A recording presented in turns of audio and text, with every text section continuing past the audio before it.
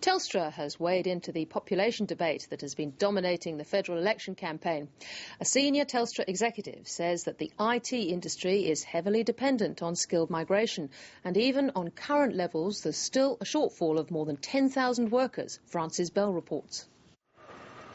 Business has been keen to ensure the fierce debate over population growth during the election campaign doesn't result in any cuts to Australia's skilled migration intake.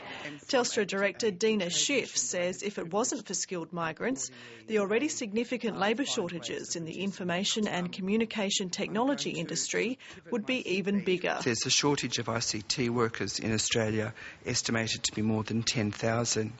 That's after counting for skilled migration, I did say migration, immigration, of 13,000 workers. So we can't bring them in fast enough. Dina Schiff told a business audience in Sydney that for Australia's ICT industry to flourish, it needs to address the falling number of students entering the discipline in Australia's tertiary institutions.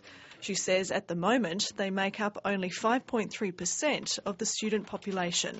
So we do need to, I think, in addition to worrying about the incubation of new businesses, worry about how we're training the next generation, because this will define whether we are a society of technology users or technology innovators. One example of recent technology innovation was provided by CSIRO's Chief Executive, Megan Clark.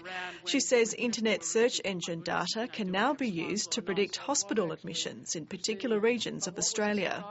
We've been obviously collecting the data of admissions in Queensland, and as Google had said, hey, we know when people are going to go to hospital with the flu because they Google flu symptoms, and so we can see that. But what we'd never done is actually put the actual admission data together with the Google data for the same region. Many in the industry will be pinning their hopes on greater efficiencies promised by the rollout of the national broadband network. But that too will be determined by the outcome of the election. The coalition has vowed to scrap the program if it wins government, but has yet to detail its alternative plan. The key players are reluctant to buy into the politics, but Telstra is sticking by its agreement with the government, which is yet to win shareholder approval. And Optus has reiterated its support for the plan as it stands. Clearly, from our point of view, we've said all the way through that we see the NBN as the logical consequence of years of discussion around the right technology choice, the right level of competition, the right industry structure. But we'll clearly have a look at that when it comes to fruition.